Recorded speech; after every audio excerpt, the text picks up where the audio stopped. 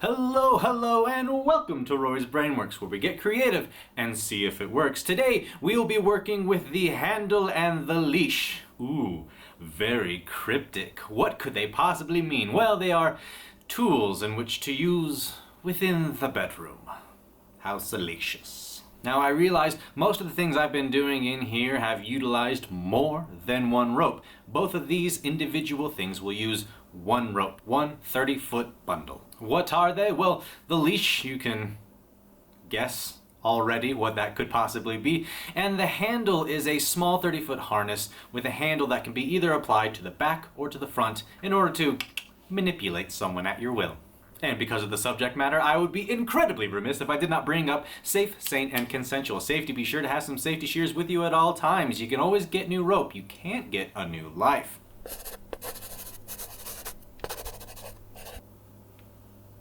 And consensual. Marie and I are both consenting adults. Communication is key. Now, before we get on to these wonderful tutorials, we must first thank my sponsor, Knothead Nylon. Knothead Nylon is the destination for all your premium nylon rope bondage needs. Easy to clean, water resistant, up to 1,100 pounds of weight load, and in a wide array of beautiful, vibrant colors, Knothead Nylon will slake your rope desires. At checkout, put in discount code RORY10 for 10% off. We're going to start out with the handle tutorial, and I'm going to be using my fluorescent slime green ropes, and I really like this one especially for the bedroom times because they do glow in the black light, which is super rad. So to start off, we're going to do what we normally do. We're going to start off here on the chest. We're going to go around and do a girth hitch in the back. Come around with the bite. Thread your tail through. We'll pull this way just a little bit because we're going to be tightening that up. Now, this is one of the first areas that you'll be tightening on your partner. Be sure to stay in constant communication. There we go. Good job, Mel. I knew you could do it. Marie, how tight is that? Is that good? Awesome. And then we're going to go around. Now when we come around, we're going to be going over the rope that we just were. To add a little bit of integrity, we're going to wrap around the neck, and we're going to do a sort of modified munter hitch right here. It's going to come out looking a little bit like a cameo. So we're going to bring the rope down here, and then we're going to go under these two ropes right here. Crochet finger.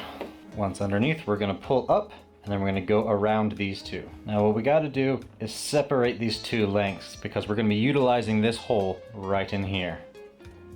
Because we're going to go over, we're going to go underneath here, we're going to come out of this hole and go back this way. We're going to take the ends of our rope, we're going to come up through this nice little hole that we created, and then we're going to start going that way. You see as we start to tighten that down, the design that starts to follow. In order to tighten, you take this rope and basically thread it through the entire process, and you can tighten it up. Let me tighten it up right now. Now once you get it tightened up, it has this beautiful modified munter hitch, which makes sure that it won't tighten back up this way because you don't want ventral pressure. You don't want pressure in the front of the neck. You can have lateral pressure on the sides, you can have posterior pressure on the back, but you don't want to have something that cinches up this way. That is dangerous. Leave the choke into the hands where there's a lot more control. All right, so we're going to go around and we'll show you what's going on in the back. All right, so once around, what we're going to do in order to secure this area is we're going to do a bit of a circular rose weave and then make our way down. In order to start out this weave, we're going to go this way to the mid mark, and you'll notice, hopefully, that these two fibers are much higher above these two fibers. So if we're going to weave, in order to start out, we're going to suppress these by pushing these ones down and bringing these ones up. That's going to create a little extra tension for us. So we're going to start by going over. So we got an over and then an under. And then we're going to create a half hitch. So we're going to go over, leaving a loop right here, and coming on down through. Creating that half hitch, that way we're going down this way, and it fully secures what we got going on right in there. Now we're going to lower this down a little bit. Behold my powers of camera manipulation. Alright, so then we're going to wrap around the waist right here, giving us enough space to, conceivably have a handle to hold on to. I don't know how big your hands is. So we're going to hold that right there. We're going to go around her. Now it's best to pull it to where it's a little bit off center because we're going to go down and around it, and we're going to pull down this way to give us that little extra tension, add a bit of tightness. Marie, how's the pressure? Awesome. And then we're going to go once back around the waist again. Make sure to keep the ropes nice and straight. Now what we're going to do is go underneath these two right here, And then we're gonna X over, create some X tension, go underneath these two right here as well. And then with our ropes, we're gonna start wrapping around this middle area. This in of itself can be used as the handle. However, for a little bit more structural integrity, we're gonna wrap around. It's gonna create a stronger handle for us. When it comes to these sorts of things, having more integrity to the structure is better than having something more aesthetically pleasing. Pull it down, try and get as much tightness as you can to it. Now once you're up and around, you can actually wrap around again. You want the best handle possible. And once you have too much, you just bola it, pull up to gain some of that tightness, and then we'll square it off. Now, you got yourself a handle right there. You can pull and manipulate that. And the front don't look bad either. Now these areas, here, here, and here, allow you to manipulate a large portion of the torso. Marie, do I have your permission to manipulate you?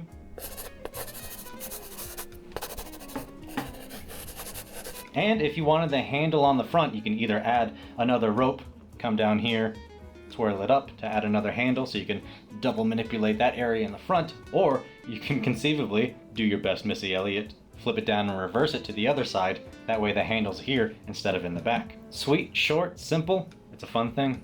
Now for the leash, what we're going to do is we're going to take the bite of the rope. We're going to go once around the neck, pull the tail through it enough to where we got a loopy, and then we're going to go back around. Now what this is doing is creating enough tension on the sides to be a very good leash. That's why you have the 4 ropes going up the sides. Now we also have this loopy, which is the beginning to a chain stitch, if you've seen the chain stitch tutorial. So what we're going to do is continue doing that. Once we've gone around, we're going to pull a bit of our rope through that loop, and then we're going to reach in, pull through, reach in, pull through, reach in, pull through, about 3 to 4 different times, creating 3 to 4 different chain stitches. And then the last one, you're just going to pull through. You can have as many chain stitches as you want, really.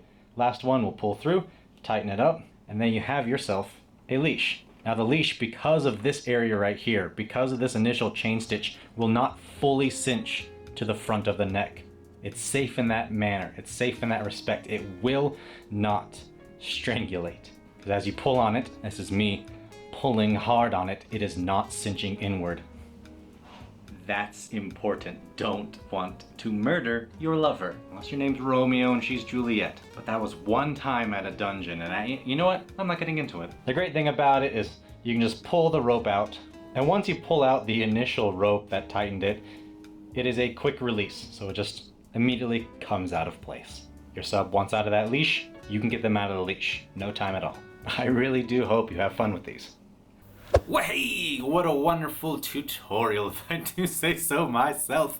I hope you had as much fun learning as I did teaching you. Be sure to use those in the bedroom very responsibly, as with, anything else. And I must thank my other beautiful sponsors, the lovely people over at Patreon. That's patreon.com/Rory's Brainworks. Just like this channel, they are my rope vanguard, my colonizers of dreams. And without them, these artistic endeavors would be way harder to accomplish. Thank you for spending your time with me. Be sure to like this video, subscribe to this madness, and comment down below what kind of Shibaru Kambaku things you would like me to teach you. As always, I'm Rory. This is my brain. I'm fairly certain it works. Be safe and go create some art.